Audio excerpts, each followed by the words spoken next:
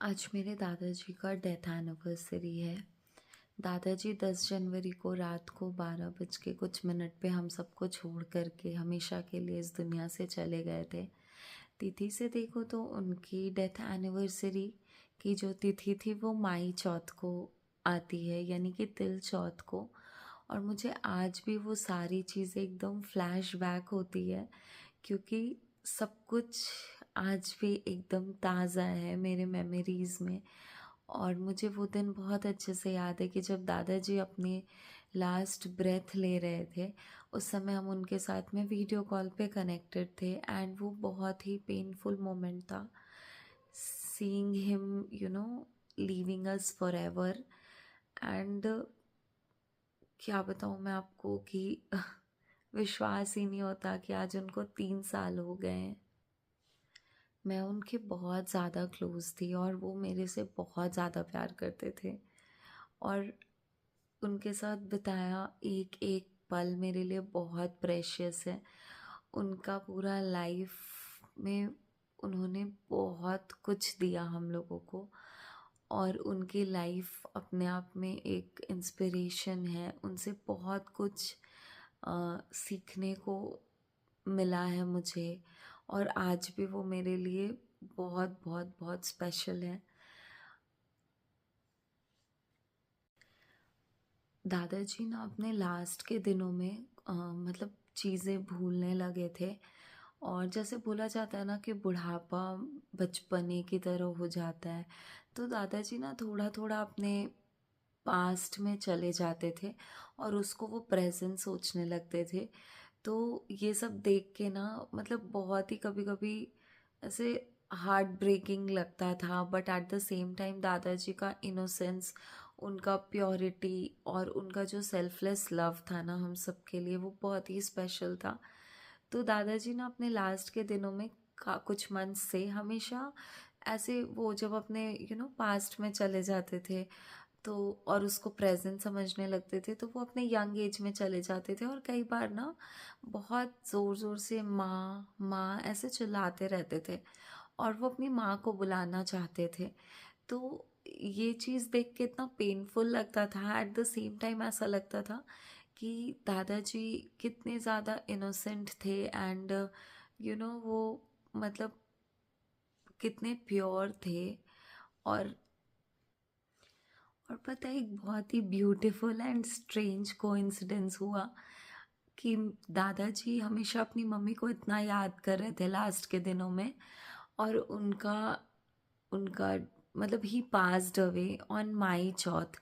और माई चौथ हमारे ट्रेडिशन में बेसिकली माएँ अपने बच्चों की सेफ्टी वेलबींग के लिए रखती है।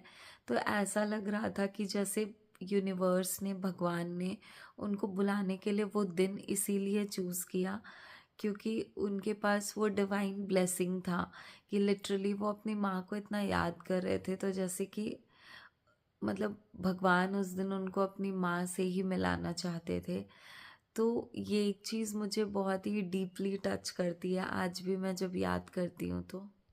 उनके साथ मेरे पास इतनी काउंटलेस मेमोरीज़ है कि मैं क्या बताऊँ। और अब तो ऐसा लगता है कि मैं उनको फ़िज़िकल फॉर्म में बहुत ज़्यादा मिस करती हूँ। और अब मेरे पास उनसे कनेक्ट करने के लिए बस वो इमोशनल लेवल पे बस मैं कनेक्ट कर सकती हूँ उनसे। एंड जब भी सपनों में मैं उनके साथ कनेक्ट करती हूँ, तो वो मोमेंट्स मेरे लिए बहुत प्रेशियस होता है। एंड मैं उसको बिल्कुल भी लूज़ नहीं करना चाहती। जब भी मेरे लाइफ में वो मोमेंट्स आते हैं मेरे पास में, वो मेरे लिए बहुत स्पेशल होता है। एक थॉट मेरे दिमाग में हमेशा आता है कि सिंस दादाजी माई चौथ वाले दिन गए, तो अब मेरे मायके में वो फेस्टिवल उस दिन नहीं सेलिब्रेट होता है। और जो चौथ का फास्टिंग मम्मी लोगों को करना होता है, वो लोग दूसरे चौथ में कर लेते हैं वो सारे रिचुअल्स, फास्टिंग। और मेरे साथ, क्योंकि मैं मैरिड हूँ, तो मुझे भी ये फास्टिंग रखना होता है। एंड मेरे ससुराल में तो ये फेस्टिवल माई चौथ वाले दिन ही सेलिब्रेट किया जाता है। तो मुझे भी ये फेस्टिवल, ये रिचुअल सारे के सारे उस दिन करने होते हैं, जो कि मेरे दादाजी का डेथ एनिवर्सरी वाला दिन भी होता है। तो मुझे बिल्कुल ऐसे अंदर से वो सारी चीज़ें सेलिब्रेट करने का, वो रिचुअल्स उस दिन एटलीस्ट फॉलो करने का मन नहीं हो रहा होता है। बट क्योंकि मेरे ससुराल में वैसा ही होता है, इसलिए मुझे करना होता है उस दिन। डिस्पाइट दैट मैं अंदर से कितनी भी ब्रोकन फील कर रही हूँ। और और ये चीज़ मुझे साइलेंटली कभी कभी बहुत ही यू नो क्वेश्चन मोड में डाल देती है कि हम लड़कियों की लाइफ भी कितनी अजीब होती है ना, कि शादी के बाद हम लोगों को सारे रिचुअल, सारे ट्रेडिशन, नो मैटर, मतलब कुछ चीज़ें even if you don't feel like doing on that particular day, आप बाद में करना चाहोगे या पहले करना चाहोगे, बट उस पर्टिकुलर दिन में आप नहीं करना चाहते, बिकॉज वो दिन में आप एक अलग फीलिंग यू नो एक्सपीरियंस कर रहे होते हो। बट स्टिल आपको करना पड़ता है वो सारी चीज़ें, क्योंकि आपको शादी के बाद अपने ससुराल के हिसाब से चलना पड़ता है।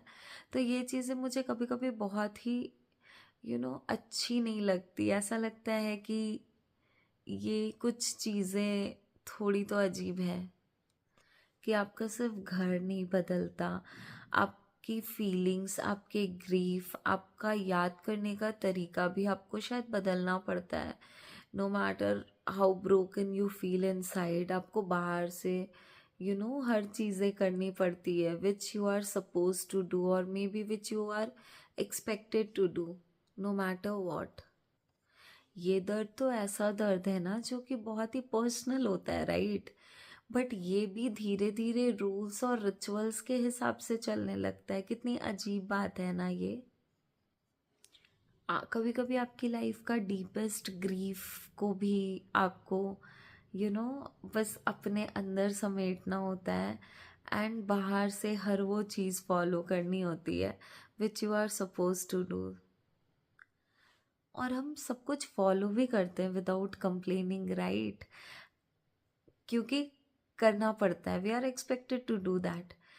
पर दिल तो फीलिंग्स को ही समझता है ना।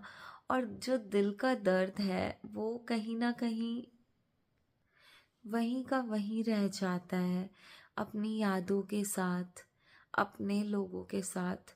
और प्यार तो कोई रूल्स नहीं समझता, वो तो बस फीलिंग्स को समझता है। और किसी अपने को मिस करने का दर्द, ये तो कभी भी खत्म नहीं हो सकता। बस आप उसके साथ जीना सीख जाते हो, उस दर्द के साथ में जीना सीख जाते हो, और उसको बस अपने तक रख के, और उस फीलिंग में भी जो मेमोरीज है उनकी, जो टीचिंग्स है, जो वैल्यूज़ है, उनको अब आप फिज़िकल फॉर्म में तो नहीं ला सकते, बट हर इमोशनल और मेंटल लेवल पे आप जिस तरीक़ा से भी ड्रीम्स में, थॉट्स में, इमोशंस में, टीचिंग्स में, वैल्यूज़ में जैसे भी कनेक्ट कर पाओ, वैसे कनेक्ट करना तो कभी भी नहीं छूटता है ना। मुझे नहीं पता मैं क्या बोल रही थी, शायद मे बी मैंने थोड़ा ज़्यादा बोल दिया होगा, बट किसी को भी ऑफेंड करने का कोई इंटेंशन नहीं था। It's just my purest and deepest feeling which I wanted to share. ये मुझे हमेशा लगता है कि बहुत सारे ऐसे सिचुएशंस होते हैं जहाँ पे आपको चीज़ें करनी होती हैं, बिकॉज लाइक ये you are suppose to do that, that's it. But मन कुछ और फील कर रहा होता है उस मोमेंट पे। और ये फीलिंग मेरे साथ लास्ट 3 ईयर से हर समय होती है जब माई चौथ का फेस्टिवल आता है। लास्ट 3 ईयर्स नहीं, फर्स्ट ईयर में तो दादाजी नहीं थे, मतलब उनका डेथ हो गया उसी दिन, तो हम लोग वहाँ चले गए थे। बट उसके बाद last year and this year again, I don't know why, when I woke up in the morning, मुझे पता था कि आज चौथ है, पूजा करना है। मैंने सब कुछ किया, मैं रेडी हुई, उसके बाद मैंने पूजा किया, फास्टिंग किया। एंड नॉट जस्ट मैंने, पंकज भी हमेशा मेरे लिए फास्ट करता है, हम दोनों ने मिलके पूजा किया, फास्टिंग किया, शाम को चांद देख के व्रत भी खोला।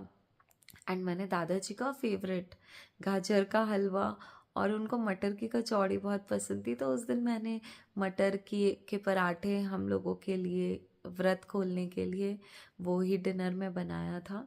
तो मैंने वो सब कुछ किया। बट सुबह से पता नहीं क्यों अंदर से एक चिड़चिड़ी और चिड़चिड़ापन एंड थोड़ा एक वॉइड तो फील हो रहा था, जिसको कि मैं समटाइम्स इग्नोर कर रही थी।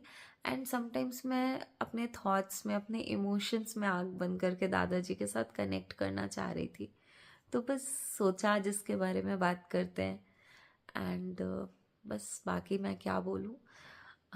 उसी दिन मैं ये शेयर करना चाहती थी, बट फिर उस दिन नहीं हो पाया, तो मैं सोची कि आज शेयर करती हूँ।